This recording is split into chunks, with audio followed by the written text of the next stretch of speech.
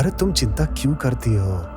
जब तक मैं हूं तुम्हें चिंता करने की कोई जरूरत नहीं है। कौन कितना आगे तक जा सकता है मैं सबको जानता हूँ, और मेरी भी पावर कम नहीं। हाँ?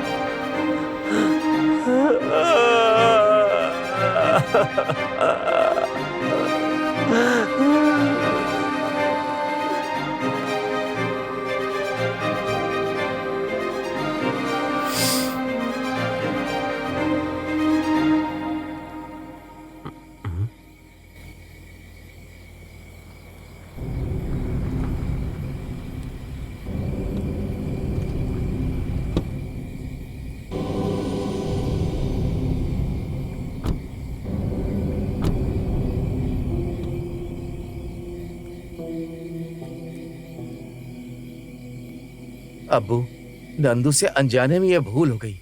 जानते हो ना, वो बेचारा बहुत कुछ झेल चुका है। उसके साथ कुछ मत करना अब्बू। अरकल परिवार के शख्स को अगर किसी ने मारने के बारे में सोचा भी तो हम उसे जान से मार देते हैं, समझा कि नहीं? हम उसे जिंदा नहीं छोड़ते। और इसने तो मार दिया।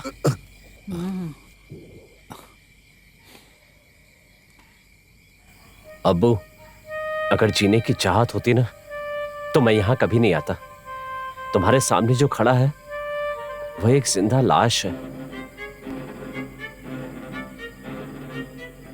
कब्रिस्तान लेकर जाते समय मैंने उसका चेहरा देखा था, जो कि मेरे जहन से निकल ही नहीं रहा है। मैं अच्छे से जानता हूं, जो इंसान किसी के परिवार के एहसानों तले दबा हो, उसके साथ जो काम नहीं करना चाहिए, वो काम तुमने मेरे भाई के साथ किया है। उसकी सजा भगवान ने उसको दी है, ये सोचकर मैं खुद को समझा लूंगा। परलोक में उसके कर्मों का हिसाब होने दो। दान देना तो अरकल परिवार की हमेशा से परंपरा में है। यह भी एक तरह का दान है जो अरकल परिवार ने प्यार से दे दिया है। औरत और मर्द अगर ऐसा करते हैं तो ऐसे लोगों को इस दुनिया में जीने का कोई अधिकार ही नहीं होना चाहिए। लेकिन ये कलयुग है नंदू भाई,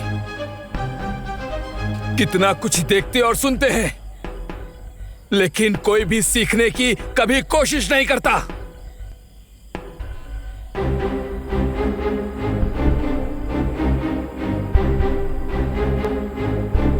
दिल में आपके प्रति कोई शिकवा नहीं है, शिकायत भी नहीं, बस प्यार ही बढ़ा है। इस अरकल परिवार का दरवाजा हमेशा आपके लिए खुला रहेगा, जब चाहे आ सकते हैं।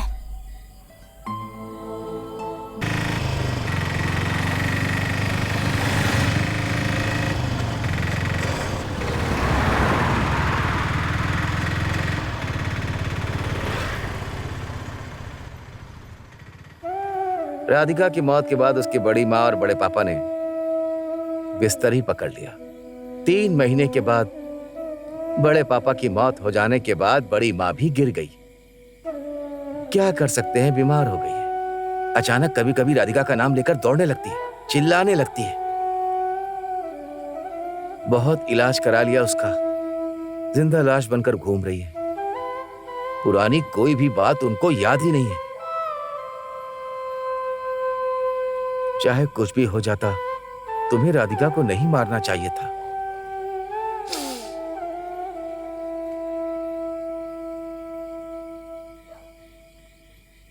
सब लोग जानते हैं कि तुमने ये सब जानबूझकर नहीं किया। बड़े पापा की मौत के समय वो लोग भी आए थे। अर्कल अबीदा फिर से वापस आएगी। नंदू, तुम थोड़ा होशियार रहना। इस कत्ल के पीछे तुम हो ये जानने के बाद भी 6 साल के बाद तुम्हें बाहर निकाला, इसकी कोई वजह होगी। इसमें मुझे तुम्हारी भलाई नहीं दिख रही है। अर्कल अब्बू वो रऊफ से भी ज्यादा खतरनाक है। तुम क्या बोलते रहते हो?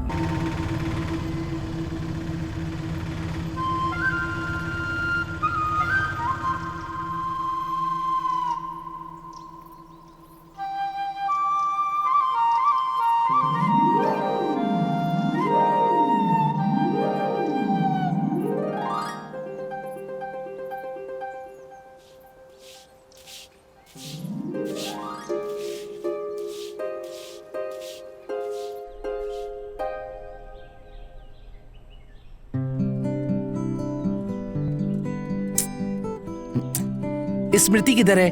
माँ से पूछ लो। अब तक तुम तैयार नहीं हुई? हाँ हाँ हो गई हूँ, बस चलो चलते हैं। तुमने मेरे पैंट को इस्त्री क्यों नहीं किया? मुझे नहीं आता। माँ, माँ, अरे क्या हो गया, चिल्ला क्यों रहे हो? मेरे पैंट को इस्त्री क्यों नहीं किया? इसे कल ही पहना था ना। शे, अरे फिर से धुलाई की लड़ाई। मेरे पैंट को इस्त्री नहीं किया। बोल तो ऐसे रहे हो जैसे गवर्नमेंट की नौकरी में जाने वाले हो। तो क्या, पढ़ाई तो इसीलिए कर रहा हूँ ताकि मैं गवर्नमेंट की नौकरी कर सकूं। तुम्हारे जैसा नहीं हूं मैं। बेवजह मेरा दिमाग खराब करने आ गई है। अरे यार, मास्टर जी कल बता रहे थे भाई हर सब्जेक्ट में 0 है।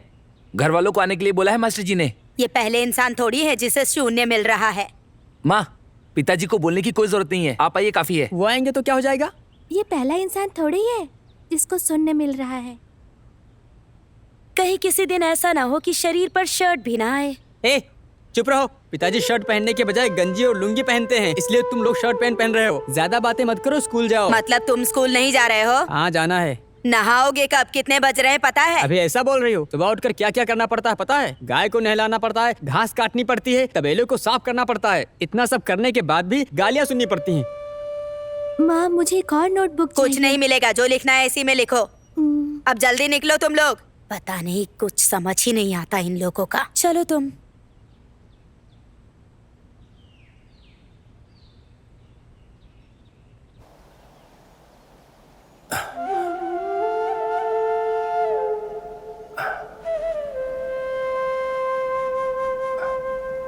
अच्छे से पढ़ाई पर ध्यान वही दो, तो ठीक है करने जा बच्चे? रहे हैं हम लोग। कुछ नहीं बोला। ध्यान से पढ़ते नहीं सब।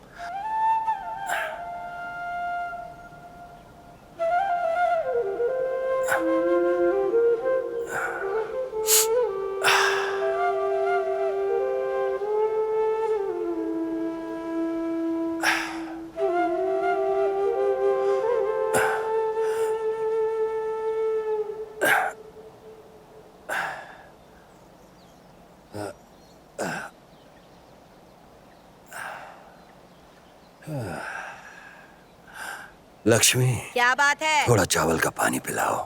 अभी अभी चावल चढ़ाया है। ठीक है, थोड़ा पानी पिला दो। क्या हुआ? पसीना क्यों छूट रहा है इतना? कोई तकलीफ हो रही है क्या? धूप में चलने की वजह से सर चकरा रहा है।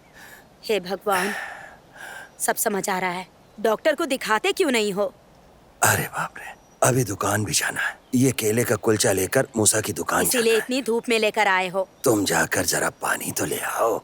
जो जी में आए करो। हर कोई अपने बच्चों के बारे में सोचता है, लेकिन इनको समझाने का हमेशा क्या फायदा? बड़बड़ाती रहती है।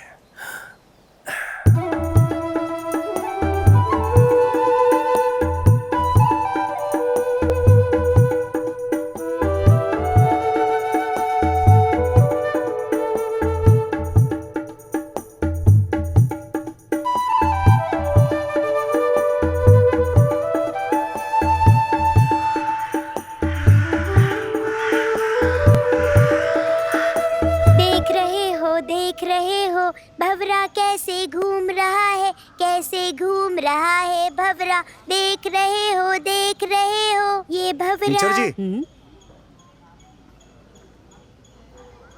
क्या हुआ मूसा भाई? टीचर जी, हमारी अमृता के पिताजी अब इस दुनिया में नहीं रहे। हे भगवान। अमृता, अमृता,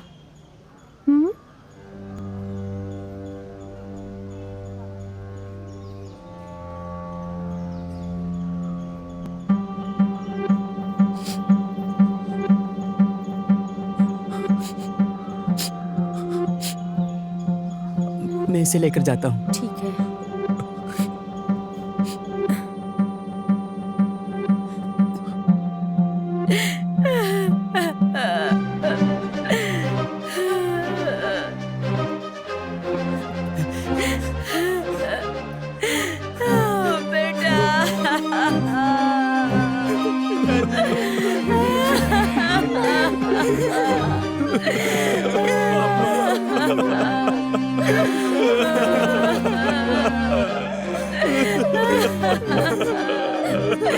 हमें छोड़कर चले गए।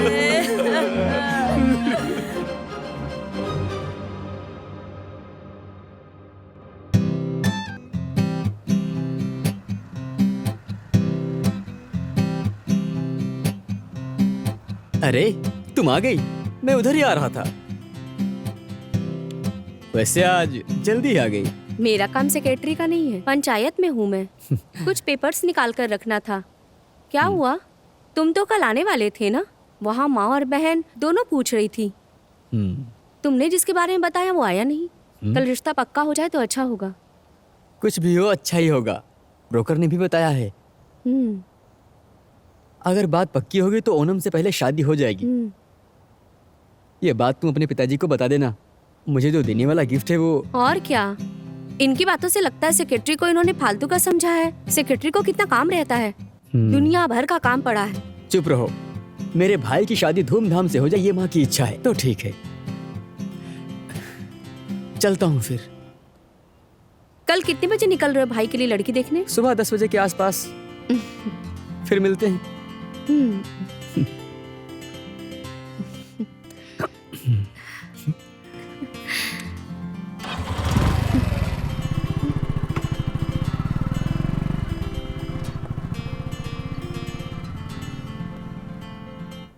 आओ आओ। अरे दिवाकर भाई बैठो। आपने जैसा बोला था हम सब लोग वैसे पहुंच गए। बैठो। नमस्ते। नमस्ते। नमस्ते। आओ बैठो बैठो। अरे आप लोग भी बैठो ना।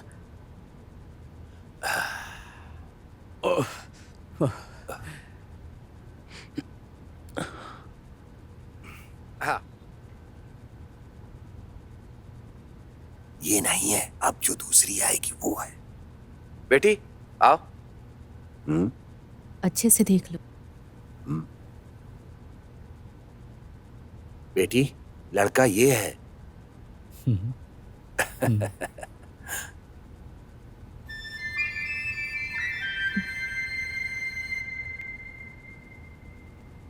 पसंद है ना तुम्हें? अरे चुप क्यों बैठे, उठाकर खाओ। कैसा लगा लड़का तुम्हें? इतने दिन से हम जो मेहनत कर रहे थे ना वो बेकार नहीं गई। हाँ, मुझे तो अच्छी लगी। लड़की अच्छी है।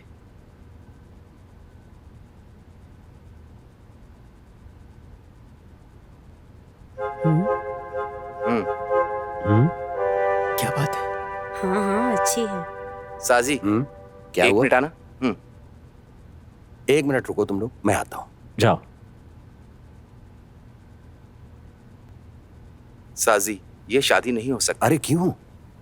पहले हमें सब कुछ देखना चाहिए था। अभी तो इसके पास कोई काम धंधा नहीं है, कल को सरकारी नौकरी भी नहीं मिलेगी, फिर आपस में उन दोनों के बीच में झगड़ा होगा। मुझे नहीं लगता कि कुछ अच्छा। सुनो दिवाकर, उस लड़के की पूरी डिटेल तुम्हें देने के बाद ही मैं उसे यहाँ लेकर आया था।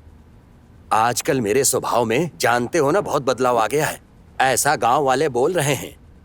सोए हुए मुझ साजी को मत जगाओ। बेटी को भी तो राजी होना चाहिए साजी। बड़ा आया रजामंदी पूछने वाला। लड़की देखने में जान निकल जाती है। सुनो तुम लोग, ये सब यहीं रख दो और चलो मेरे साथ। अब यहाँ किस लिए बैठे हो तुम? जहाँ इज्जत ना हो उस घर में रिश्ता नहीं करना चाहिए। पता नहीं क्या समझता है अपने आप को। क्या हुआ? इस रिश्ते के लिए तो आना ही नहीं चाहिए था।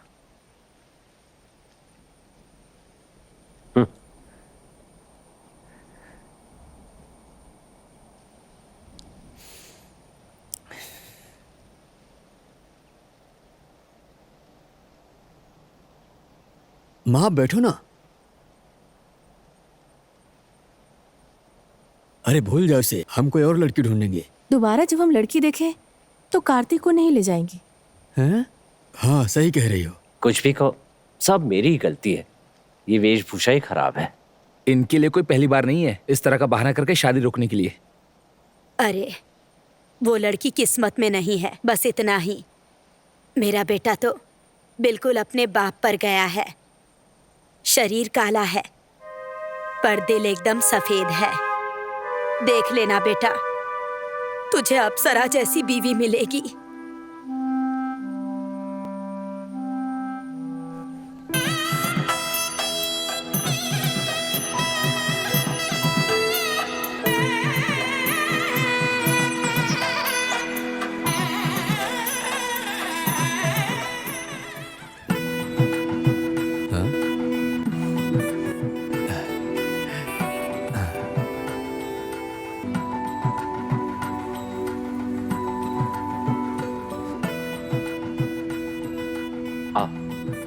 बैठो ना।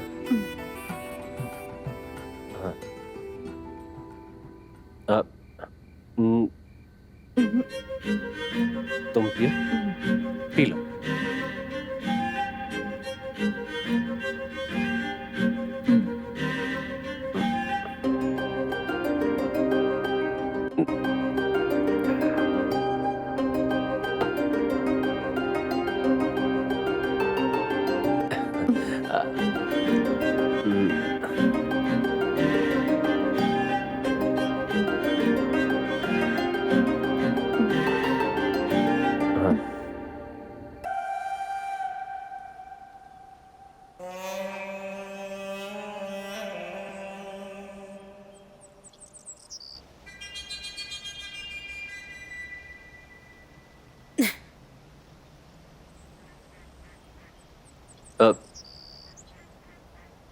माँ, आपको आराम करना चाहिए ना।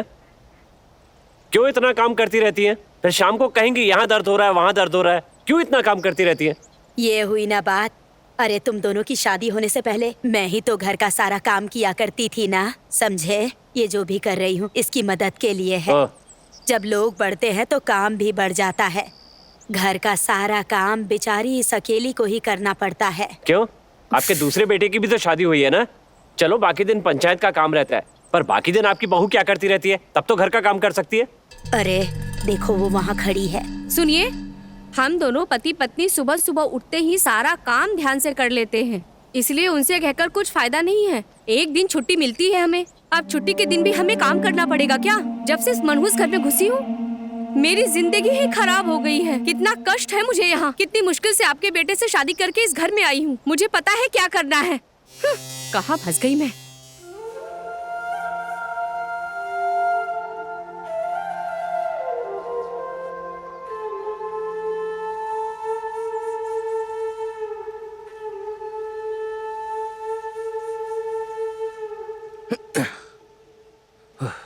तुम आराम करो, हम कर लेंगे सब। अरे करने दो ना, 2 दिन से कुछ काम नहीं किया इन्होंने। थोड़ा पसीना छूटने दो।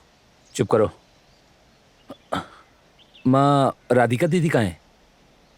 वो अंदर है, बहुत गुस्से में है। सबके साथ मिलजुल कर रहना चाहिए ना।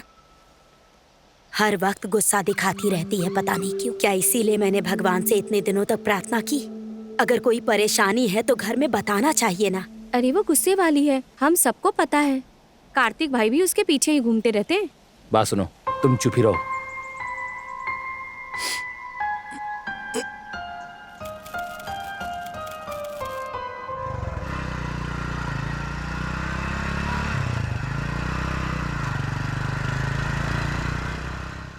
दामाद जी आ गए। बेटी अनुश्री, क्या बात है देखो माँ? कार्तिक आया है। आओ बेटा, अंदर आओ। हाँ आता हूँ।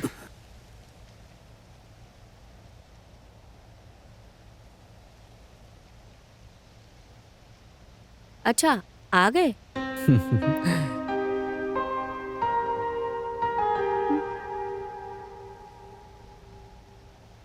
अरे तुम भी ना बिना किसी को बताए ही चली आई। मैं कोई स्कूल की बच्ची थोड़ी ना हूँ जो बताकर आऊंगी। माँ के साथ ऐसा हुआ है, मुझे तो बताना था ना। आखिर हुआ क्या है, अब तो बताओ। वो घर के बड़े बेटे हैं, इसका मतलब ये नहीं कि जिसे जब चाहे कुछ बोल दे। उन्हें उनके हिसाब से बहू मिली है। इतना ही नहीं, उनकी कुंडली में भी दोष है। वैसे कार्तिक, मैं तुम्हारी जानकारी के लिए पूछ रही हूँ।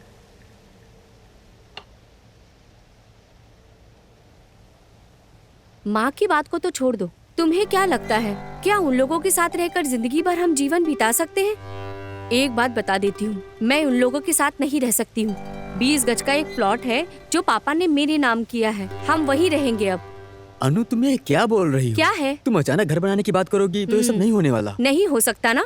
बहन की शादी का खर्चा, भाई भाभी का खर्चा, माँ और घर का खर्चा नहीं उठा सकते। मैं भी यही बोल रही हूँ। मुझे सब पता है। मैंने पिताजी से कुछ पैसे मांगे हैं, उन्होंने कहा दे दूंगा। बाकी का पैसा तुम अरेंज कर लेना। अरे मैं भी कैसे अरेंज करूं? तुम अपना हिस्सा क्यों नहीं मांग लेते? देखो अनु, ये सब जल्दबाजी वाला काम नहीं है। होगा। कम से कम पिताजी तो मदद के लिए तैयार हो चुके हैं और मैंने सोच लिया है कि ये सब कुछ कैसे होगा।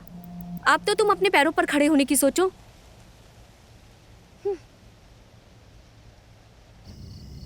अरे रो क्यों रही हो? अभी आपके रोने से कोई फायदा नहीं होने वाला।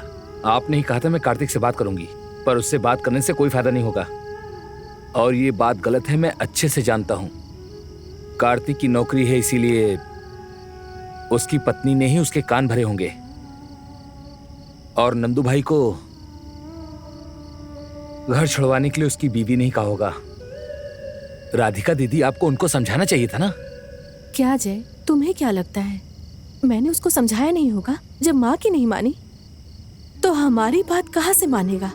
किसी के नफरत की वजह से नहीं, बल्कि आगे नफरत का माहौल पैदा ना हो, इसलिए नंदू को मैंने बहुत समझाने की कोशिश की। मैं जानती हूँ अपने घर की परिस्थिति उतनी अच्छी नहीं है, इसलिए मैं सोच रही हूँ मैं माँ के घर चली जाती हूँ, कुछ काम करूंगी, थोड़े पैसे आ जाएंगे। अब क्या है, बस अपना खून और भाईचारा नहीं रहेगा। मुझे समझने की कोशिश कीजिए, ये घर मेरे लिए स्वर्ग है। आप लोग ये सोच रहे हैं कि मैं अपनी खुशी से घर छोड़कर जा रही हूँ, लेकिन ऐसा नहीं है। अगर कहो तो मैं अनुश्री के पैर पे गिर जाती हूँ। मैं कसम खाती हूँ कि आगे से उसको परेशान नहीं करूंगी। अब बस यही बाकी रह गया है। भाभी, आपको किसी के आगे झुकने की जरूरत नहीं है। पैसे का घमंड है उनमें। वो दोनों मियाँ बीबी कमाते जो हैं, उन्हें अच्छी बात कभी समझ में नहीं आएगी। मैं तो जय के डर की वजह से।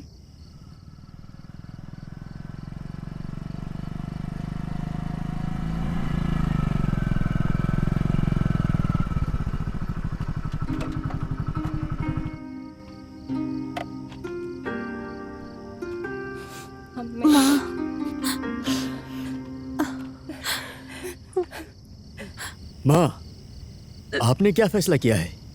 आखिर यहाँ क्या हो रहा है? बेटा, फैसला लेने वाली मैं कौन होती हूँ? वो लोग हैं ना, जब बच्चे हमारे कंधे से ऊपर हो गए हैं तो फैसला उन्हीं को लेना चाहिए ना। मैं तो हमेशा की तरह काम करके अपनी जिंदगी गुजार लूंगी बेटा। इतना कुछ करने के बाद भी अनाथ जैसी हो गई हूँ। क्या हो गया? ऐसे रो क्यों रही हैं आप? यहाँ कोई मर गया है क्या? यार देखो, तब रोती रहती हैं। रो रो के तबीयत खराब करेंगी, फिर सब परेशान। माँ, ये गांव छोड़कर थोड़ी ना जा रहा हूँ मैं। जब भी आपका मिलने का मन करेगा मैं यहाँ आ जाऊंगा। माँ, इसने जो भी कहा आपने सुना ना। मैं, कार्तिक और उसकी बीवी इस खानदान के सबसे बड़े नालायक हैं और हम सब लोग उसी के भरोसे जी रहे हैं। माँ, हमने अब तक कोई हिसाब नहीं जोड़ा है, उस दिन भी और ना ही आज जोड़ा है। जब पिताजी की मौत हुई थी और वो हम सबको बेसहारा छोड़कर चले गए, वो मेरे स्कूल का आखिरी दिन था। उसके बाद जब वो इस घर में आई, तभी से हमें कोई कमी नहीं है। इस घर को वही संभालती आ रही है। देखा जाए तो एक तरह से वही इस घर की मालकिन है। यहाँ तक कि कार्तिक पे भी उसने कभी कोई आंच नहीं आने दी। जब पिताजी थे तो तब मैंने खुद अपनी आंखों से देखा था उन्हें सांस की तकलीफ थी माँ, इसलिए मैं भी उनके साथ खेती के काम में जुड़ गया। जब पिताजी की मौत हो गई तब मैं अकेला पड़ गया माँ, और उसके बाद आप लोगों ने जमीन बेचकर हम लोगों की शादी करवाई। अब हमारे पास कुछ भी नहीं बचा है। अब मैं कहाँ जाकर क्या काम करूं? मुझे तो कोई काम करना भी नहीं आता है माँ। नंदू भाई, हम अपनी बीवी के भाई को बड़ा भाई कहकर ही बुलाते हैं। जब से स्मृति से शादी हुई है उसी की तरह मैं आपको अपना बड़ा भाई मानता हूँ। हम सब तुम्हारे साथ खड़े हैं, तुम गलत मत समझना। मैं भी एक फैसला लेता हूँ, अगर आप यहाँ से चले गए तो हम भी यहाँ आना बंद कर देंगे। मैं चलता हूँ।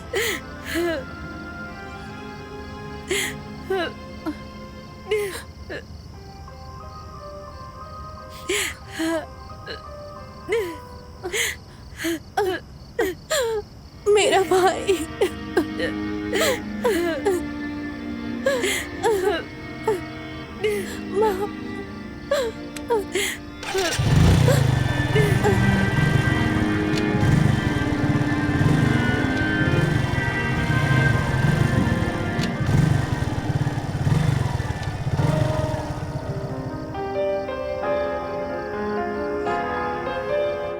तुम्हारा फैसला गलत है ऐसा नहीं बोलूंगी मैं, लेकिन यहाँ सभी तुम्हारे अपने लोग हैं।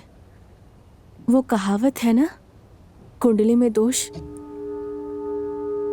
वहां जाकर सबसे पहले सतीश से मिलेंगे हम। मेरी छोटी माँ का बेटा है, मार्केट में ऑटो ड्राइवर है। मेरे घर में कोई जरूरत हो तो हम लोगों की वही मदद करता है। मेरी शादी की सारी जिम्मेदारी उसी ने उठाई थी। हमें एक किराए का मकान ढूंढना होगा और तुम्हारे लिए एक नौकरी। अगर ऐसा हो गया तो माँ भी हमारे साथ रह सकती, उसके बाद सब साथ में रहेंगे।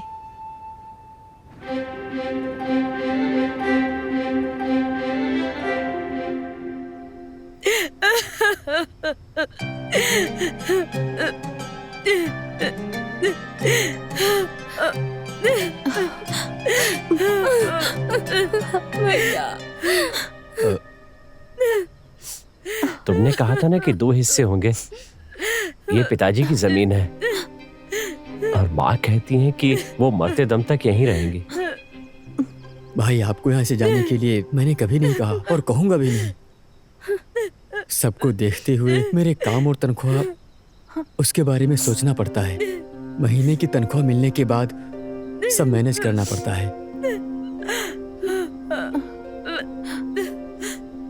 इसमें थोड़े पैसे हैं, आप इसे रख लो। तुमसे पैसे लेना पिताजी को गिरवी रखने जैसा होगा। तुम परेशान मत हो, जरूरत पड़ गई तो तुम्हारे सिवा मेरा है ही कौन। मैं बीच बीच में आता रहूंगा। तुमसे मिलने के लिए और माँ से मिलने के लिए, इसके लिए तुम्हारी बीवी की परमिशन तो नहीं चाहिए ना? माँ, मैं जा रहा हूं ये नहीं कहूंगा।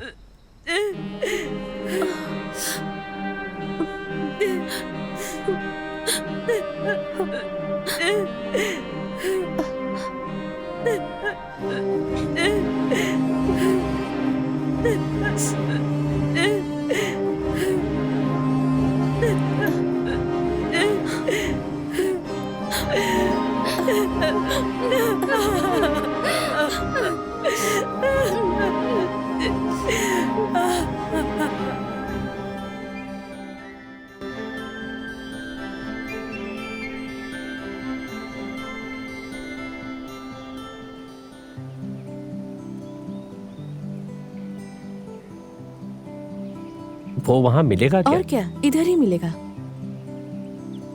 इधर ही कहीं होना चाहिए उसका घर। हाँ।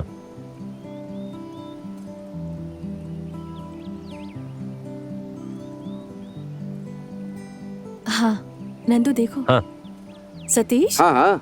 अरे ये कौन है? कब आए? अरे अभी अभी आए थे, तुमसे मिलकर घर हाँ। जाने की सोच रहे हैं। हमारी किस्मत अच्छी थी, तुम यहीं मिल हाँ, गए। क्यों, कोई परेशानी तो नहीं है? नहीं, परेशानी कोई नहीं है, बस आपसे थोड़ी बात करनी थी। ठीक है, आओ चाय पीते हुए बात करते हैं। आ जाओ। हाँ। आओ।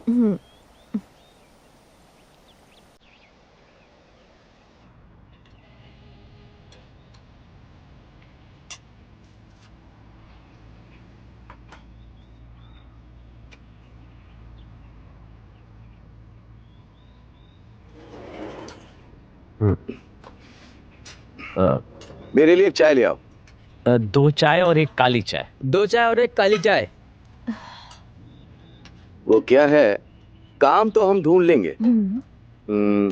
बस किराए के मकान की समस्या है। अच्छा। टेंशन मत लो, हम देखते हैं।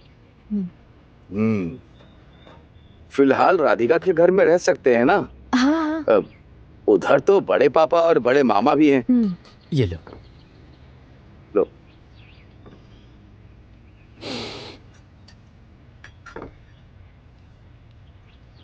चलो चाय पीते हैं। हम आपके ही भरोसे आए थे, है ना नंदू? हाँ ठीक है। मैं इधर ही हूं ना, मैं सब कुछ देख लूंगा।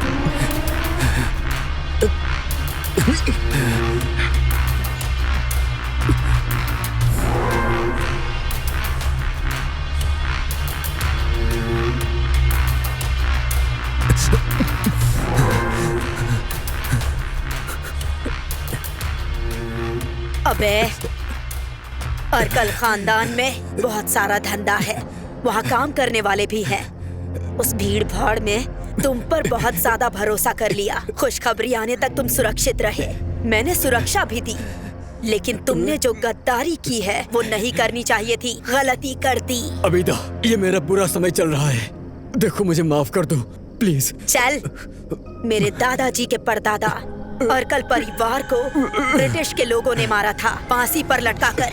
इस गांव के लोगों ने फंसाया था उन्हें। उसके बाद धंधा संभाला मेरे पापा ने, अर्कल हमीद। उसके साथियों ने ही उनको धोखा दिया था, बांधकर।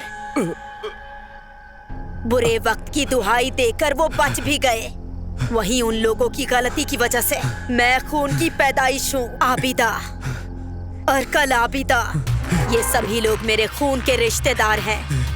तुम्हारे बुरे वक्त के बारे में सोचकर अबीदा ने रहम दिखाया तो अबीदा का नाम खराब हो जाएगा।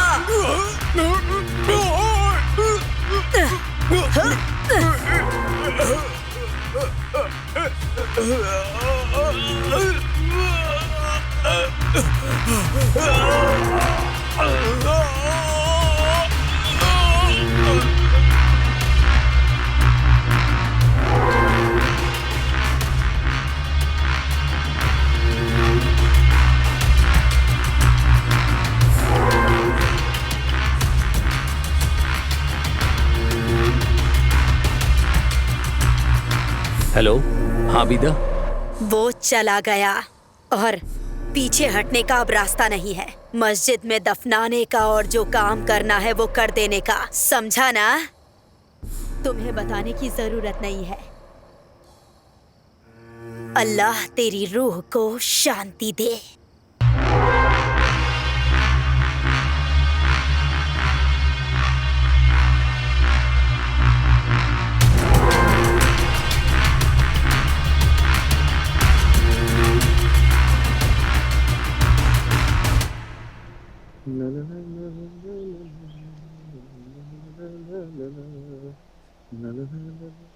बड़ी माँ, राधिका।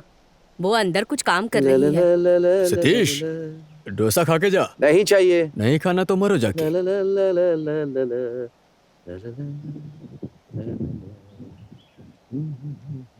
राधिका, नंदू क्या कर रहा है? वो बाथरूम में नहा रहा है। नहाने दो उसे। नंदू जल्दी करो। क्या है? अभी आता हूँ।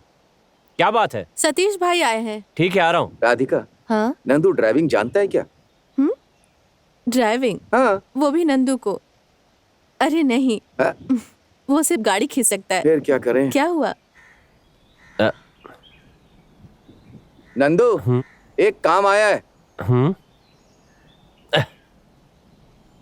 एक वीजा है दुबई के लिए। वीजा? हाँ। वो भी दुबई के लिए? ये अच्छा है। अच्छा। नंदू, वीजा? अरे सच बोल रहा हूँ। हाँ? वीजा है। आजकल तो कितने ही लोग देश विदेश जा रहे हैं। वीजा है, लेकिन 2 तरह का वीजा। एक ड्राइविंग के लिए, हाँ? और दूसरा है उनकी कंपनी में क्लीनिंग के लिए। अगर ड्राइविंग आती होगी तो तनख्वाह अच्छी मिलेगी, बाकी के काम में तनख्वाह कम है। 4 साल अगर मेहनत करके टिक गए ना तो अच्छी जिंदगी जी पाओगे। गल्फ जाने के लिए पासपोर्ट तो लगता होगा क्या ना? पासपोर्ट नहीं है? अब क्या बताएं। ठीक है, उसकी चिंता मत करो। मतलब पासपोर्ट नहीं चाहिए? अरे वो सब हो जाएगा, वो बना करके दे देंगे। ठीक है। ओह।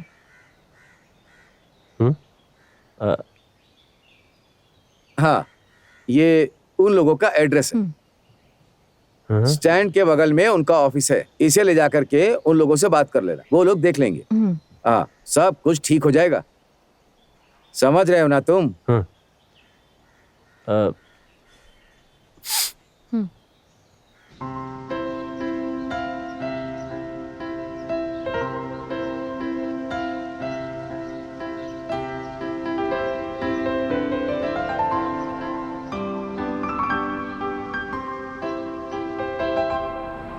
आओ। हाँ हाँ, फोन किया है उन्हें।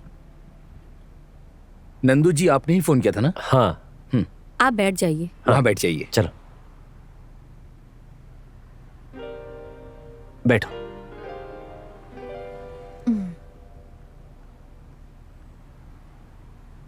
आओ। आओ। नंदन, नमस्ते जी। ये कंपनी का वीजा है काम करने के लिए। हाँ। इस बैच में 20 लोग जा रहे हैं, जिसमें 12 लोग ड्राइवर हैं, बाकी लोग क्लीनर्स हैं। और आप इस क्लीनर सेक्शन में जाने वाले हो। वीजा कंपनी की तरफ से फ्री है, लेकिन टिकट हमें खरीदना होगा। अगर आप जाने के लिए तैयार हैं तो इसके लिए क्या डॉक्यूमेंट चाहिए वो मैं आपको बताता हूँ। पेपर्स देने के बाद आप लोगों को पासपोर्ट के लिए यहाँ आना है। इसमें कुछ मिलाकर आप लोगों को टिकट चार्ज के साथ वही खर्च कम से कम 50,000 तक आएगा। काम में ज्वाइन होने के बाद चौथे महीने में टिकट चार्ज काटकर बाकी का पैसा आपके अकाउंट में आ जाएगा। एक और बात बता देता हूँ, 3 साल पूरा होने से पहले कंपनी छुट्टी नहीं देगी। समझ में आया? जो मैंने कहा अगर समझ में आ गया हो तो जल्दी से डॉक्यूमेंट्स ऑफिस में पहुंचा देना। ठीक है सर। आपका नाम क्या है? शरीन। ओह अच्छा, शरीन पावा। ओह ठीक है सर। चलते हैं। ठीक है।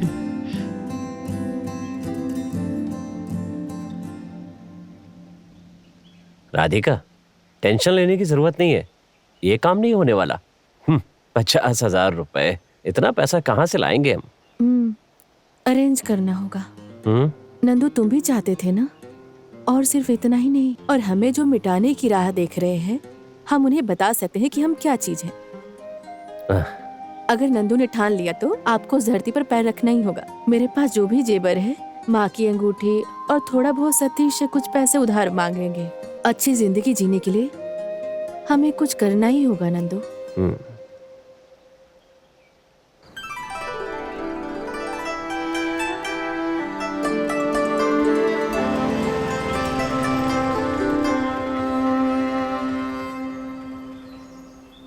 ये क्या? ये यहाँ अकेले बैठा है। नंदू भाई, हाँ? यहाँ अकेले बैठे हो? ट्रैवल से किसी ने फोन किया क्या? नहीं। अरे वो पासपोर्ट के लिए। उस दिन उन लोगों ने नहीं दिए। फिर तो परेशानी है ना। क्या बात है? सब लोग कह रहे हैं कि वो धोखेबाज है। कुछ लोगों ने तो उनके ऊपर केस भी किया है। केस? मैं सिर्फ इस ट्रेवल्स के बारे में बात नहीं कर रहा हूँ, देश में ऐसे कई ट्रेवल्स कंपनी हैं जिनके भरोसे बड़े बड़े कांड हो चुके हैं, ऐसा सुनने में आया है। ओह, हे भगवान।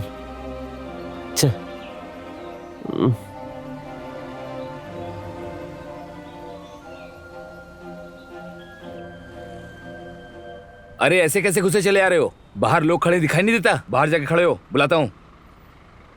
बात क्या है? बाहर खड़े हो जा, बाद में बुलाएंगे। मैं बाहर खड़ा होने के लिए नहीं आया हूँ, मेरे पासपोर्ट के पैसे दिए मैंने, वही लेने आया हूँ। बोल रहा हूँ, समझ में नहीं आ रहा क्या? देखिए भाई साहब, हम परेशान करने ही आए थे। हमारा पासपोर्ट या पैसा दे दो, हम यहाँ से चले जाएंगे।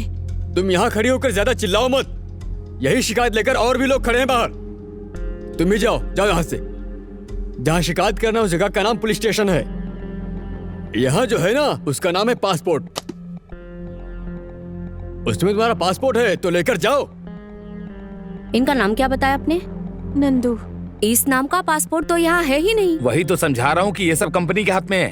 हाँ, मैं अच्छे से जानता हूँ कि इसमें मेरा पासपोर्ट नहीं होगा, लेकिन फिर भी पासपोर्ट मैं लेकर जाऊंगा, क्योंकि ये किसी का पासपोर्ट तो होगा। जब तक मेरा पासपोर्ट या पैसे नहीं मिलते, ये मेरे पास रहेगा। इतनी हिम्मत है क्या तुझमें? सर छोड़ दीजिए सर, प्लीज परेशान मत कीजिए। अरे दूर हटो।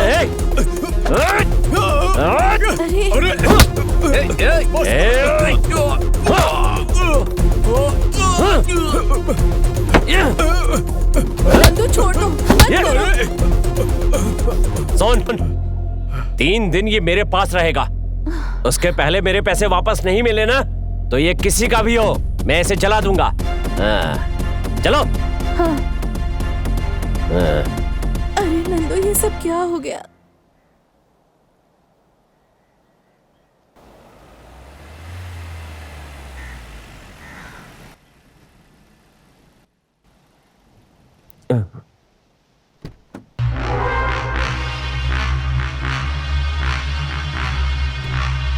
हे भगवान, अर्कल अबीदा, ये यहाँ कैसे?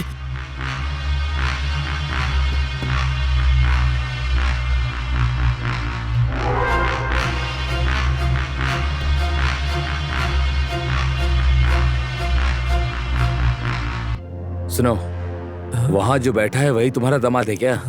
उसे यहाँ आने के लिए बोलो। क्या हुआ? अब्बू। अबीदा, कोई बात हुई है क्या?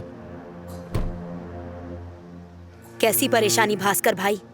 इस अर्कल खानदान की खेती से घर में हमेशा ही 35 नौकर दिखाई देंगे। उस घर में कुछ ऐसे भी हैं जो पिताजी को पसंद हैं, और उनमें से एक है भास्कर भाई, तुम हो वो। अगर भास्कर के दामाद के जरिए कुछ भी गलत हुआ, माफ कर दूंगी। करना ही पड़ेगा ना।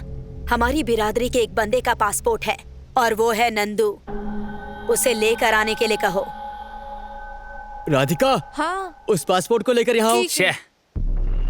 उससे नहीं, इससे लाने के लिए कहो।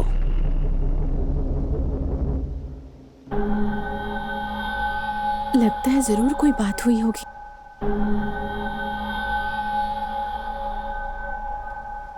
बेटा, ये पासपोर्ट इनको दे दो। मुझे नहीं पता ये पासपोर्ट किसका है, और मैं ये जानना भी नहीं चाहता। मैंने बहुत मुश्किल से पैसे इकट्ठे करके दिए थे, लेकिन पैसे वापस मिलने से पहले ये लड़की, चाहे कोई महारानी भी क्यों न हो, अरे बाप रे। मैं पासपोर्ट नहीं दूंगा। अब्बू भाई, ये इसका अंजाम नहीं जानता है। नंदा, हमारा जो पैसा गया है उसे जाने दो, और वो पासपोर्ट, उससे किसी को फायदा भी तो नहीं है ना। नंदा, हर चीज के लिए एक ही रास्ता होता है, वो मिलेगा। इसे दे दो नंदू, इसको रखकर हमें क्या फायदा होगा? हाँ। और बड़ी मुसीबत में फंस जाएंगे। जो करना है करो। ये ले बेटी। सुनो, तुम्हें गल्फ में जाना है क्या? बढ़िया ही पूछने वाले। चुपचाप चलो। बहुत चर्बी है तुम्हारे दामाद को। उससे भूल हो गई। ऐसा है क्या?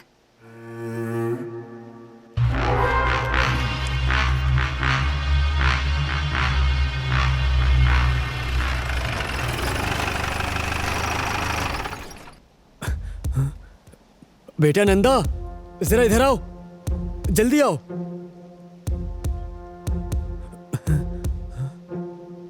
तुम ही नंदन हो? हाँ। क्या हुआ सर? क्या हुआ है? पकड़ो इसे। इधर आ। अरे, ट्रेवल्स ऑफिस में जो पंगा हुआ है उस बारे में आप लोगों को कुछ पता नहीं है? सर, पासपोर्ट तो हमने वापस कर दिया है। पासपोर्ट तो वापस कर दिया, लेकिन इसने जो वहाँ तोड़फोड़ की उसकी भरपाई कौन करेगा? गुंडागर्दी करता है ये। सर, मेरे पति निर्दोष हैं। झगड़ा तो उन लोगों ने शुरू किया था। तुम्हें पता भी है, इसके साथ तुम्हें भी अंदर करने का केस है। बयान लेना है तुम्हारा। जब समय आएगा तो तुम्हें भी बुलाएंगे। आ जाना पुलिस ऑफिस। ले चलो इसे, ले चलो। जय हिंद मैडम। इधर आओ। क्या हुआ मैडम? अपनी जानकारी के लिए पूछ रही हूँ। इस तरह का शो क्यों दिखा रही हो? मैडम, ट्रैवल्स ने अगर ऑफर दिया है तो उसका एहसान चुकाने के लिए ड्यूटी मत करना, अच्छा नहीं होगा। नहीं, ऐसी बात नहीं। ये अर्कल परिवार से संबंधित केस है। छोटे मोटे केस में वो लोग दखल अंदाजी नहीं करते। मैडम, मैंने पूछा भी था। बहुत ज्यादा नुकसान किया इन लोगों ने। किसी ने कुछ बोल दिया तो उनकी बातों में आकर तुम्हारा जो भी है उसे बेचकर पासपोर्ट ले जाकर उन्हें दे दोगे क्या? बाकी लोगों को परेशान करने के लिए? ये कोई पहली बार नहीं है। तमिलनाडु और केरला में ऐसे बहुत सारे केसेस हैं। वैसे कल सुबह तुम्हें स्टेशन आना होगा, समझे? और जो कुछ भी हुआ है बयान देना होगा। ये बात भूलना मत। कल सुबह 10 बजे। साइड हटो। चलो। जी मैडम।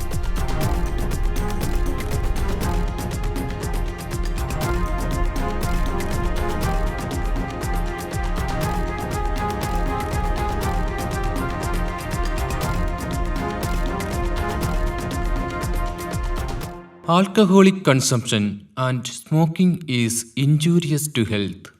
മദ്യപാനവും പുകവലിയും ആരോഗ്യത്തിന് ഹാനികരം.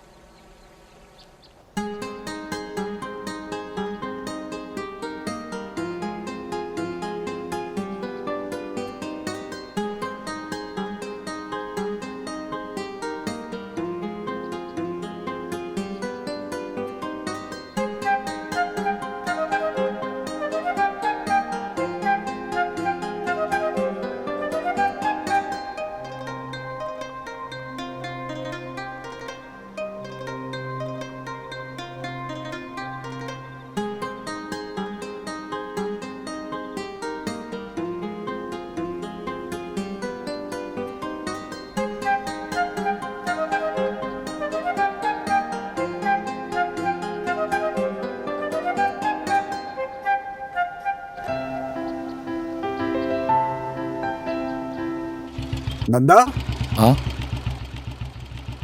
अरे पहचाना नहीं क्या? रऊफ, अरकल रऊफ।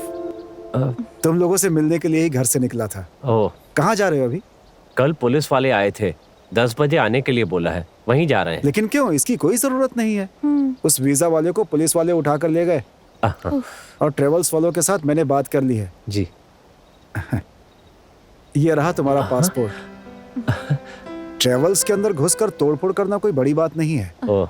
ये उनके द्वारा बनाई गई एक नई टीम है। तुम लोगों की ख्वाहिश थी ना वहां जाने की, तो अब अपना काम शुरू करो।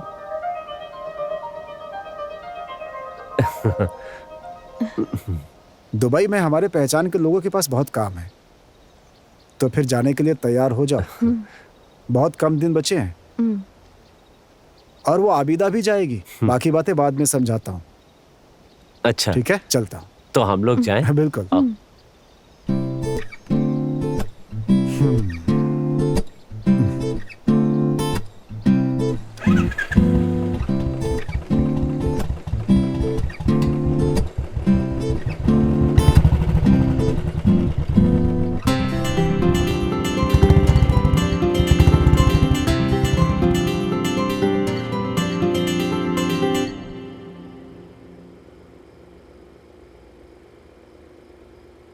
कल इस समय में नंदू तुम किसी और देश में रहोगे?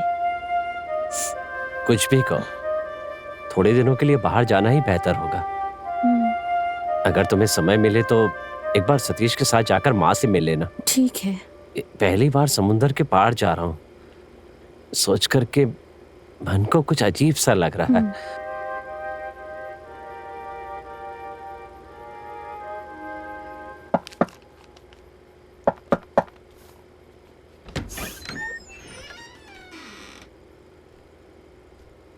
अरे सतीश,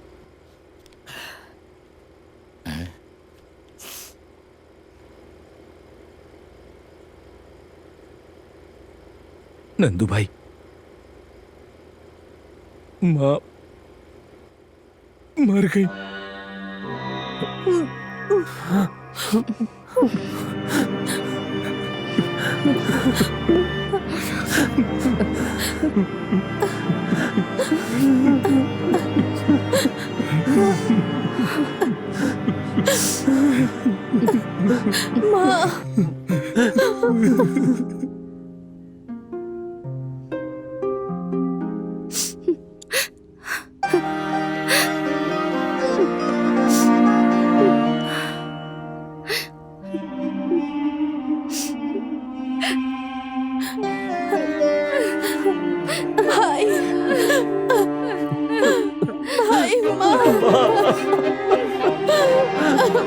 चुप नहीं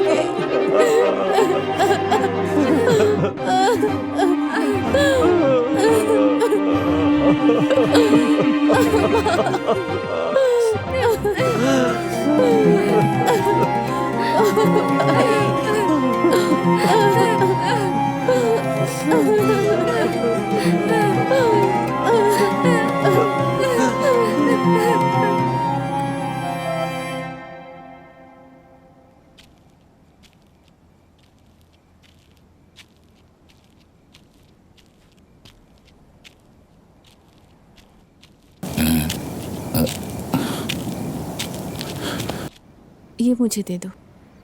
नंदू, हाँ। मुझे बहुत देर हो गई है। मैंने इन लोगों को सब समझा दिया है। 15 तारीख तक हमारे पास वक्त है, मतलब अभी भी 17 दिन और बचे हैं। टिकट निकालने का काम शुरू हो गया है। तुम यहाँ आकर बैठो। रहने दीजिए, मैं यहीं ठीक हूँ। आबिदा जी, कहीं आप पुरानी बातों के लिए नाराज तो नहीं है ना? मेरी माँ चाहती थी कि मैं एक अच्छी जिंदगी बिताऊं, लेकिन अब इन सब बातों का कोई फायदा नहीं है। यहाँ भी काम मिल जाए तो मैं रह लूंगा। सोचता हूँ खेती करना तो आता है, हो सके तो ऐसा ही कोई काम देखिए ना, मैं यहीं रहकर कर लूंगा। ऐसा नहीं है कि इस घर में मुझे कोई परेशानी है, फिर भी अगर किराए का मकान मिल जाए तो अच्छा रहेगा। अगर यही कुछ काम करना है तो अर्कल खानदान में खेती बाड़ी का बहुत सारा काम है, और बिजनेस करना है तो सारा धंधा बाहर है। हमारा बाहर साउकार्ड में एक होटल भी है। कहा जाता है फिल्म वाले और रशिया के लोग आते हैं वहां पर, बहुत सारे टूरिस्ट लोग। वहां बहुत सारे नौकर भी हैं। फिर भी अगर तुम्हें वहां काम करना है तो, और यहाँ से जाना है तो उसका इंतजाम भी कर दिया जाएगा, समझे? वहां बहुत सारे घर हैं जो खाली पड़े हैं, रहने का इंतजाम भी हो जाएगा। और मेरा भी कुछ गल्फ के विला का काम बाकी है। भास्कर भाई, खुश हो ना? हाँ?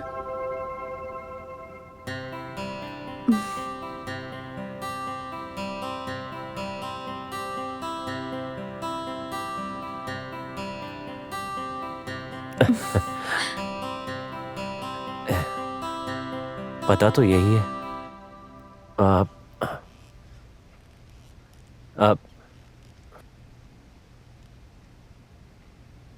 कौन हो?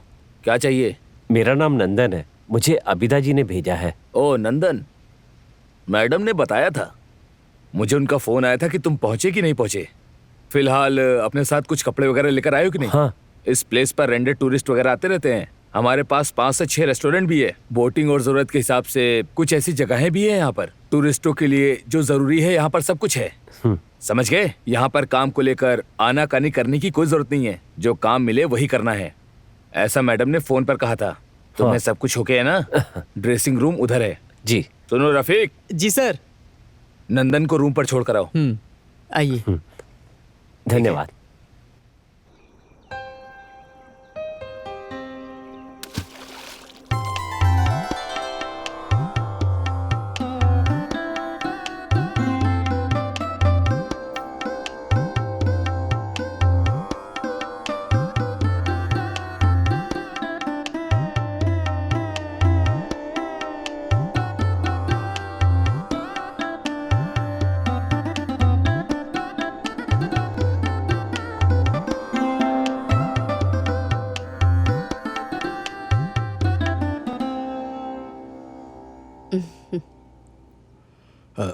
बेटी बैठो।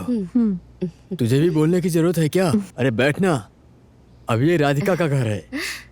देखने में तो घर महल की तरह है, लेकिन अकेली रहोगी ये सोचकर परेशान हो जाती हूँ। अरे इसमें क्या परेशानी है? मेरा तो हर दिन 3-4 चक्कर लगने वाली जगह है ये। बीच में आकर इसका ख्याल रख लूंगा।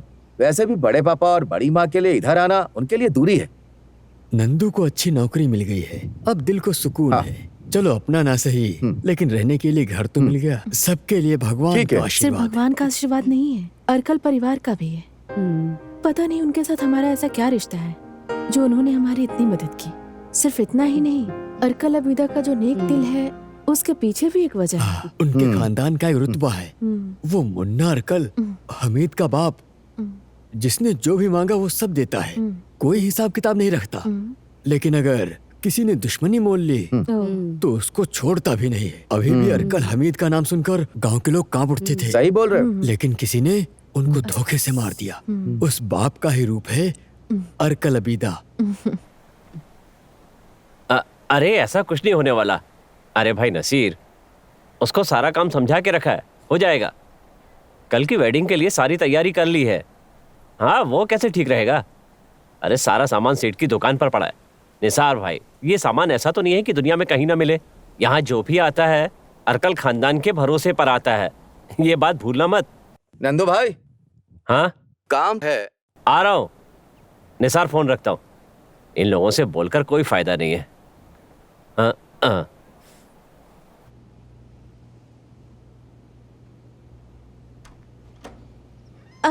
अरे तुम अंदर आओ, बैठो यहाँ। कहाँ से आ रहे हो? अरे कहीं और से नहीं राधिका, बस मिलने आया हूँ तुमसे। नंदू के बारे में बताना था। वो वहाँ पे बहुत ही खुश है। कह रहा था कि कुछ खास हो तो बताना। इस समय बहुत ही बढ़िया काम कर रहा है वो, कमाई भी खूब कर रहा है। सूट बूट पहनता है आजकल। और सुनो, मोबाइल भी खरीद लिया उसने। अच्छा हाँ, नंबर देने के लिए भी कहा था। लेकिन नंबर लेने से क्या, मेरे पास तो फोन ही नहीं है। अरे तो क्या हुआ, वही तो मैं देने के लिए आया हूँ यहाँ पे।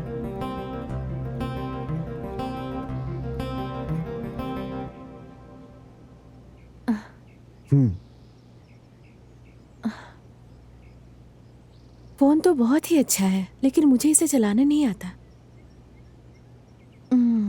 ये मुझे नहीं चाहिए, बहुत ही महंगा लग रहा है। अरे तो क्या हो गया, सियाद के शॉप से खरीद कर लाया हूँ। उसको तो तुम जानती हो कितनी बढ़िया शॉप है। समझ गए ना वो सियाद के बारे में? हाँ, सियाद। तुम्हें देखकर ऐसा लग रहा था कि तुम कहीं जा रही थी। ऐसा कुछ नहीं है, बस दुकान तक जाना है। अगर ऐसा है तो चलो हम चलते हैं दुकान तक। अगर इस फोन से बात करनी है तो इसमें एक चीज लगानी पड़ेगी, सिम। उसे तुम्हें अपने नाम पे लेना होगा। तो चलो शॉप पे चल के अभी खरीद लेते हैं। ये तो बहुत ही महंगा आया होगा ना? अरे वो तो करना ही पड़ेगा ना। नंदू अभी सिर्फ राधिका का पति नहीं है, अरकल ग्रुप का स्टाफ भी है। तो इसलिए नंदू की जरूरत को पूरी करना हमारी जिम्मेदारी होती है। जब नंदू को तनख्वाह मिलेगी तो वो तो वापस ही कर देगा। तुम भी राधिका, चलो चलते हैं। अरे मैं बोल रहा हूँ ना, आ जाओ आ जाओ।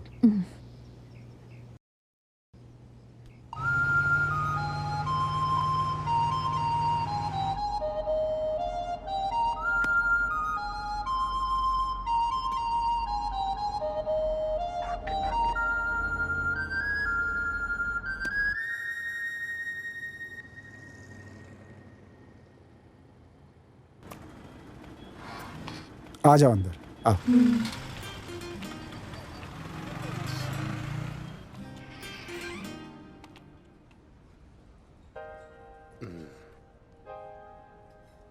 राधिका, हाँ? ये व्हाट्सएप है। इसे सेट करने के लिए इसमें तुम्हारी फोटो चाहिए। मेरे पास तो कोई भी फोटो नहीं है। अरे इसमें कैमरा है ना। अच्छा,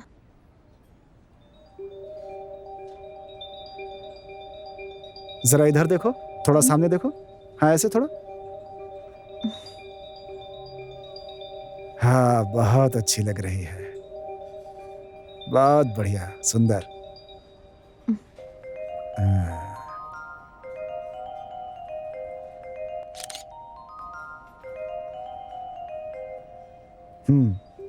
ये तो बहुत ही अच्छा है।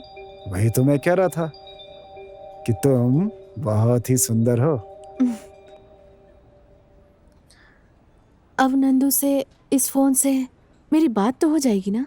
नहीं ऐसा नहीं हो पाएगा, क्योंकि नंदू के पास छोटा फोन है ना, उसमें व्हाट्सएप वगैरह नहीं चलता।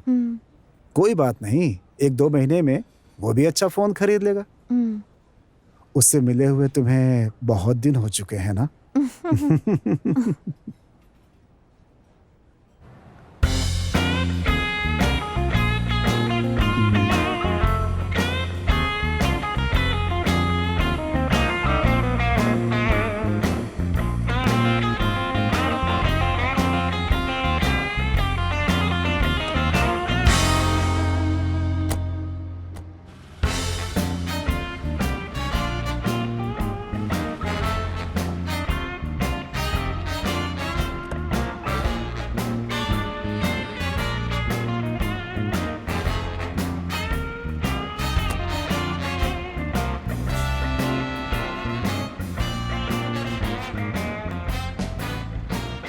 बाय। ओके।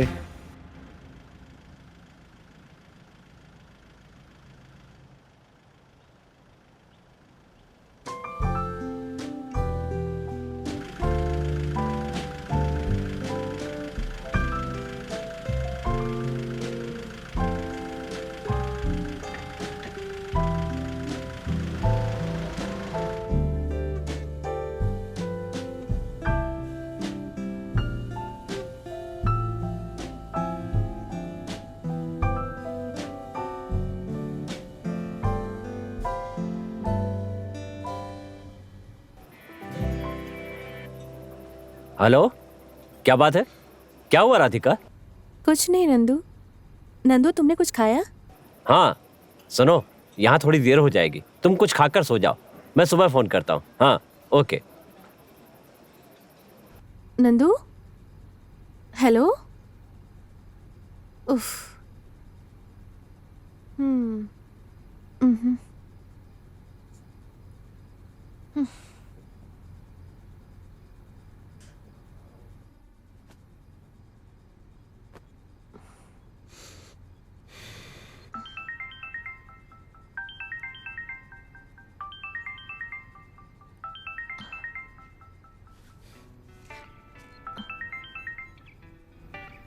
हेलो। हेलो।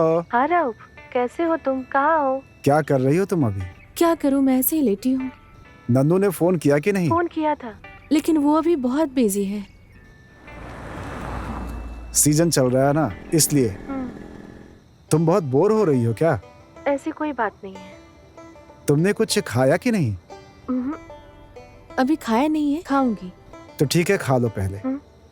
मैं बाद में फोन करता हूँ। ओके।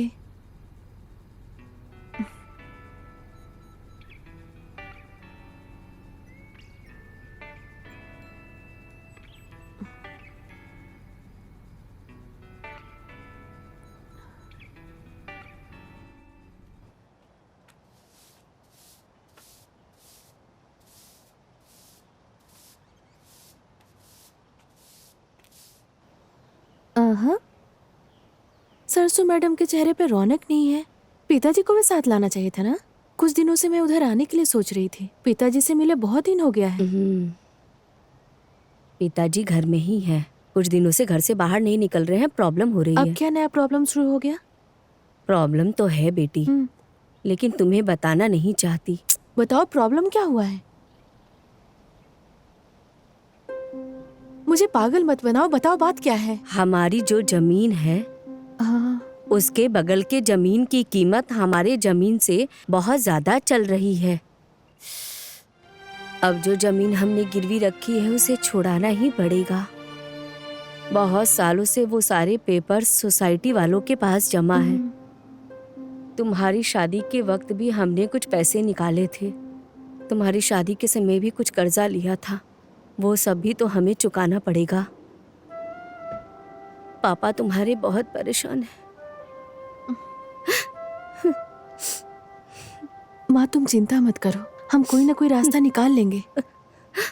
तुम चिंता मत करो माँ।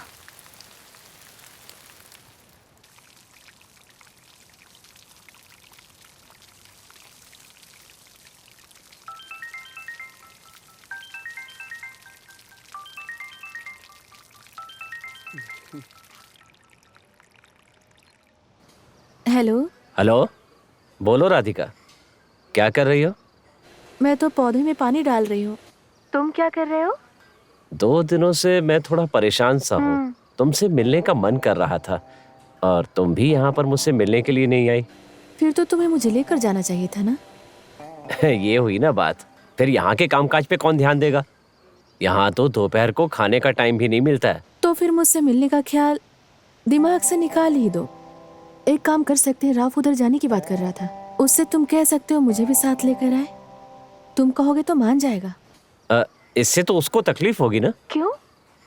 फिर भी मैं उससे बात करके देखता हूँ। हाँ। कुछ भी हो तुम संभाल कर आना, मैं उसको समझाता हूँ। ठीक है, रखता हूँ। ठीक है।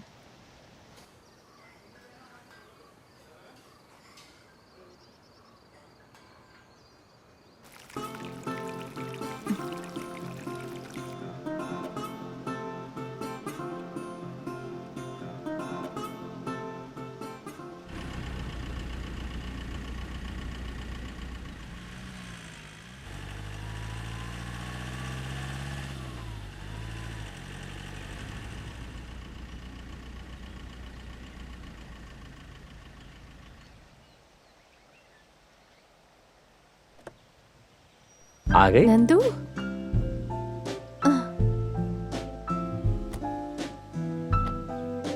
आओ। नमस्ते। आओ ना।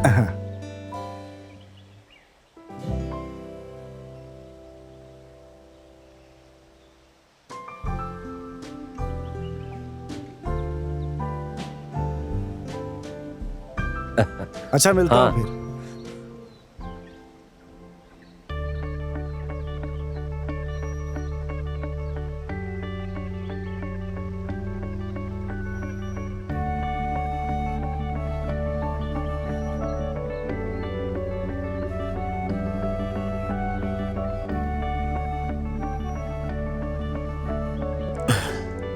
ये जगह बहुत ही सुंदर लग रही है ना। अगर मुझे भी इधर कोई नौकरी मिल जाती तो हम साथ में रह सकते थे। उस घर में अकेले रहते बोर हो गई हूँ मैं। वैसे नंदू, राउफ आज ही वापस लौटने की बात कर रहा था। अभी वो दिन में अपना सारा काम निपटाकर रात को ही गाड़ी से निकल जाएगा। बहुत देर हो जाएगी ना।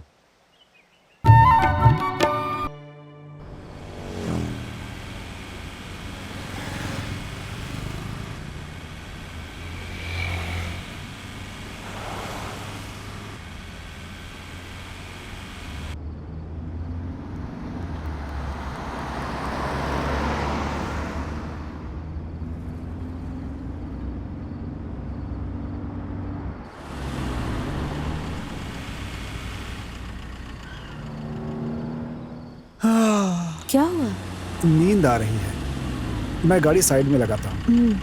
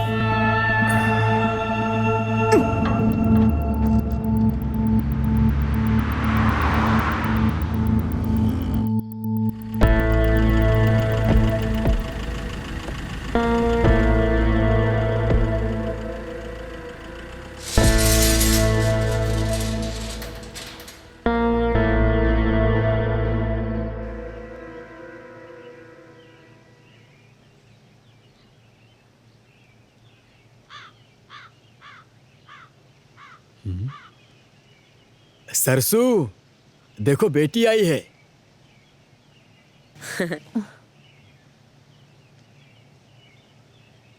राधिका बेटी आ गई। आ जाओ बेटी, आओ बैठो यहाँ। अरे राधिका बेटी, तुम्हें अगर कहीं जाना हो तो हमें बताकर जाना चाहिए ना।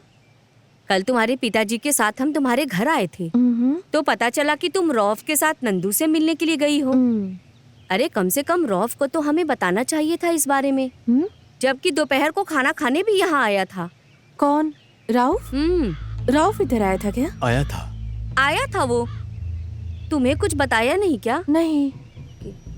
वो क्या है ना कि पिछले 2-3 दिन से वो किसी काम के पीछे भाग रहा है। किस काम के लिए?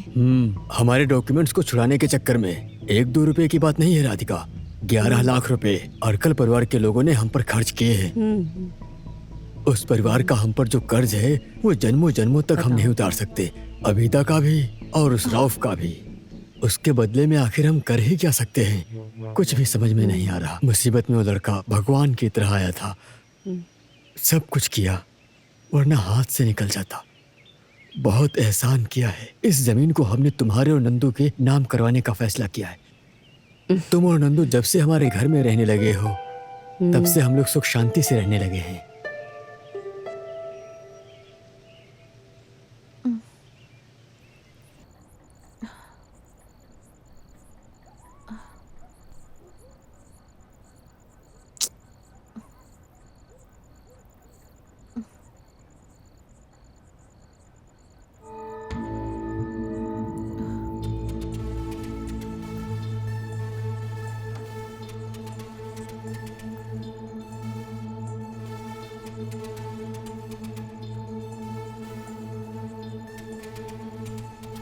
बैठो राउफ।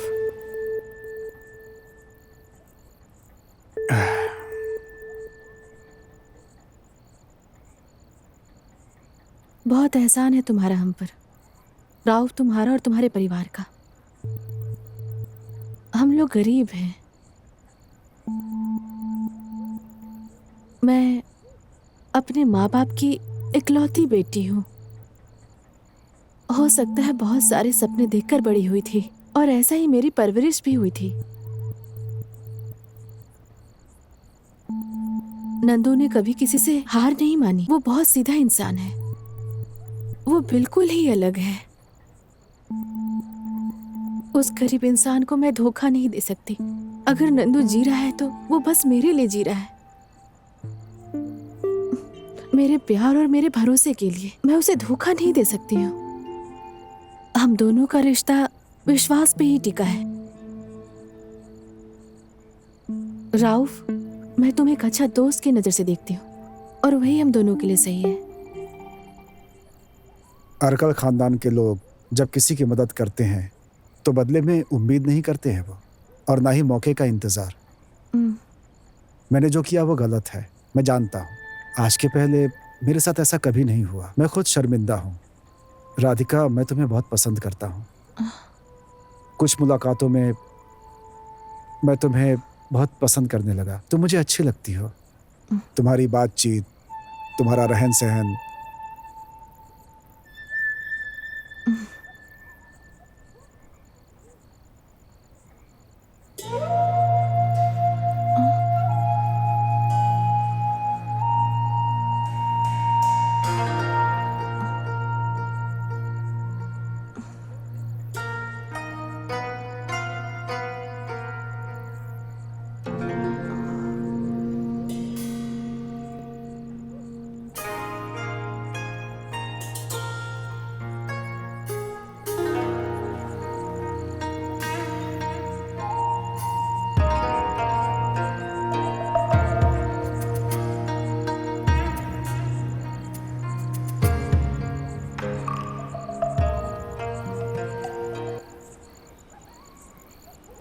तुम रो क्यों रही हो राधिका?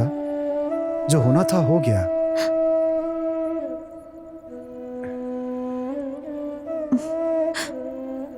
हमने जो किया है ये कोई पाप नहीं है, ये नेचुरल है। ऐसा हो जाता है राधिका।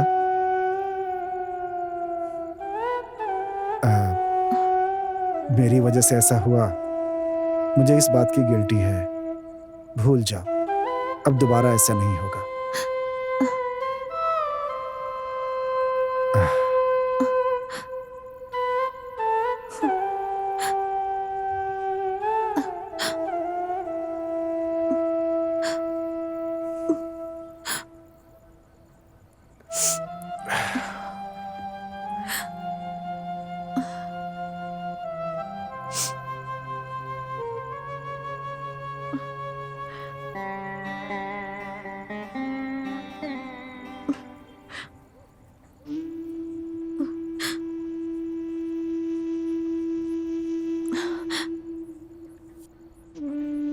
राउफ, मैं जिंदगी भर इस बात को नहीं भूल पाऊंगी।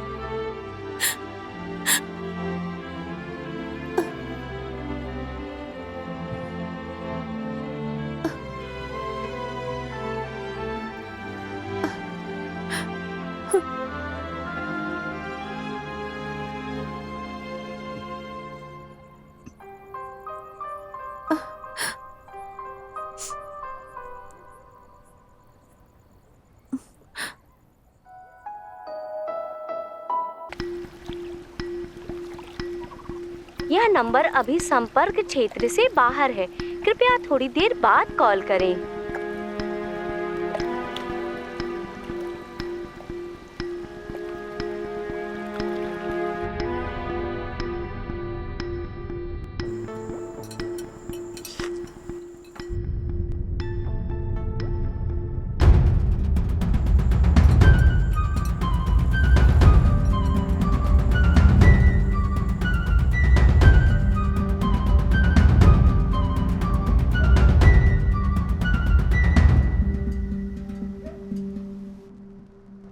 इसके लिए तुम इतना गुस्सा क्यों कर रही हो? बस कई बार देखा इसीलिए मैंने पूछा था। तुमने किसी जासूस को रखा है क्या? राउफ अगर इधर आता है तो बस नंदू के बारे में बताने के लिए आता है। और रही बात हम गाड़ी में जो एक साथ घूमते हैं, उसमें ऐसा क्या गुनाह है? मुझे तो ये बात समझ में नहीं आ रही है। हमारे मामले में तुम दखल मत दो। मैं कोई छोटी बच्ची नहीं हूँ, मैं अपना ख्याल रख सकती हूँ। कुछ भी करो, भाड़ में जाओ। हाँ, बड़े लेवल पर पहुंच गई हो ना। गांव वालों के सामने मेरी इज्जत की धज्जियां मत उड़ाओ। सुनो, बाकी के लोग हिजड़े समझने की भूल मत करना। हाँ। ने आपको पता नहीं क्या समझती है।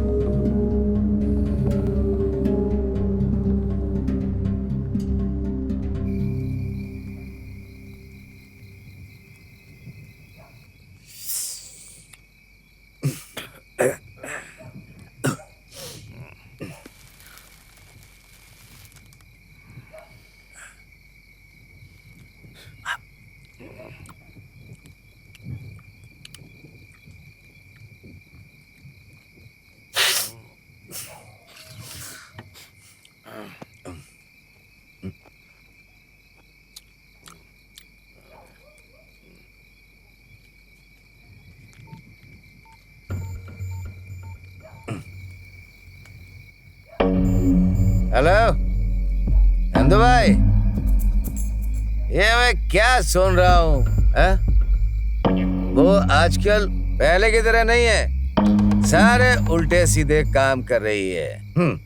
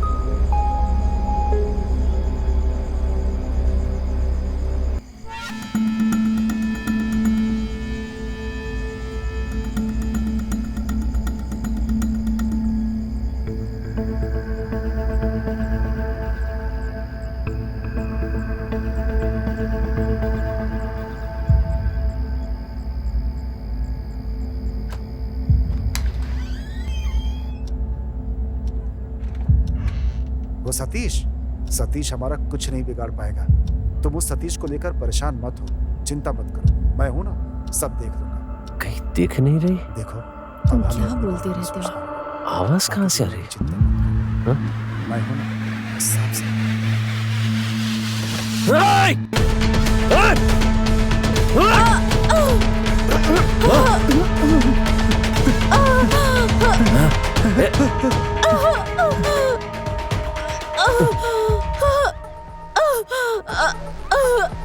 नंदू,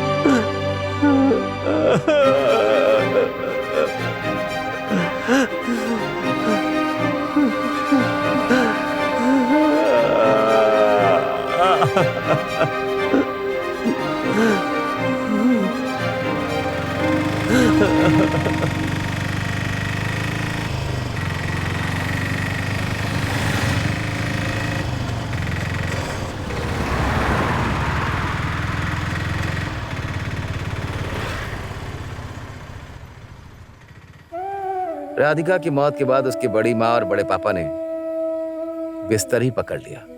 3 महीने के बाद बड़े पापा की मौत हो जाने के बाद बड़ी माँ भी गिर गई। क्या कर सकते हैं, बीमार हो गई है। अचानक कभी कभी राधिका का नाम लेकर दौड़ने लगती है, चिल्लाने लगती है। बहुत इलाज करा लिया उसका, जिंदा लाश बनकर घूम रही है। पुरानी कोई भी बात उनको याद ही नहीं है। चाहे कुछ भी हो जाता, तुम्हें राधिका को नहीं मारना चाहिए था।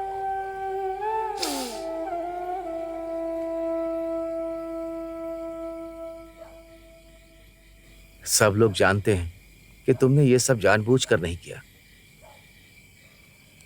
बड़े पापा की मौत के समय वो लोग भी आए थे। अर्कल अबीदा फिर से वापस आएगी। नंदू, तुम थोड़ा होशियार रहना। इस कत्ल के पीछे तुम हो ये जानने के बाद भी 6 साल के बाद तुम्हें बाहर निकाला, इसकी कोई वजह होगी। इसमें मुझे तुम्हारी भलाई नहीं दिख रही है। अर्कल अब्बू, वो रऊफ से भी ज्यादा खतरनाक है। तुम क्या बोलते रहते हो? अरे तुम चिंता क्यों करती हो? जब तक मैं हूं तुम्हें चिंता करने की कोई जरूरत नहीं है। कौन कितना आगे तक जा सकता है मैं सबको जानता हूं, और मेरी भी पावर कम नहीं।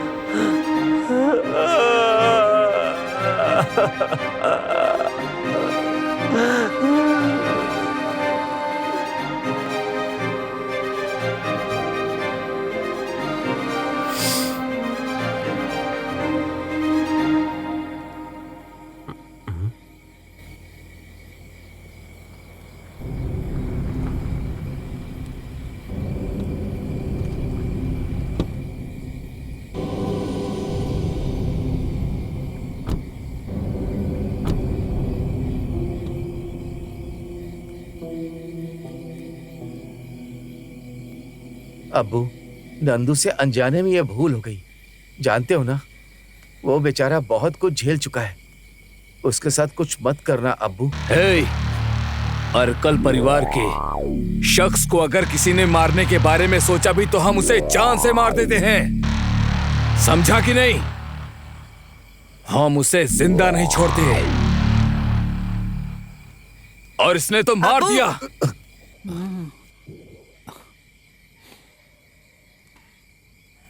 अब्बू, अगर जीने की चाहत होती ना तो मैं यहां कभी नहीं आता। तुम्हारे सामने जो खड़ा है वह एक जिंदा लाश है। कब्रिस्तान लेकर जाते समय मैंने उसका चेहरा देखा था, जो कि मेरे जहन से निकल ही नहीं रहा है। मैं अच्छे से जानता हूं, जो इंसान किसी के परिवार के एहसानों तले दबा हो, उसके साथ जो काम नहीं करना चाहिए, वो काम तुमने मेरे भाई के साथ किया है। उसकी सजा भगवान ने उसको दी है, ये सोचकर मैं खुद को समझा लूंगा। पर लोक में उसके कर्मों का हिसाब होने दो। दान देना तो अर्कल परिवार की हमेशा से परंपरा में है। यह भी एक तरह का दान है जो अर्कल परिवार ने प्यार से दे दिया है। औरत और मर्द अगर ऐसा करते हैं तो ऐसे लोगों को इस दुनिया में जीने का कोई अधिकार ही नहीं होना चाहिए। लेकिन ये कलयुग है नंदू भाई। कितना कुछ देखते और सुनते हैं, लेकिन कोई भी सीखने की कभी कोशिश नहीं करता।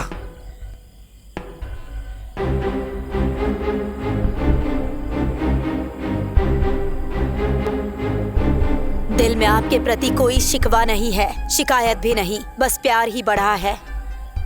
इस सर्कल परिवार का दरवाजा हमेशा आपके लिए खुला रहेगा, जब चाहे आ सकते हैं।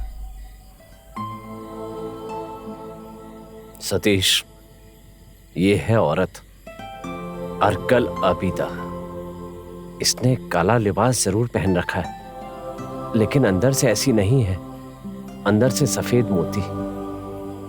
लेकिन हाँ, उनका जो मजहब है ना, वो सबको इज्जत देता है।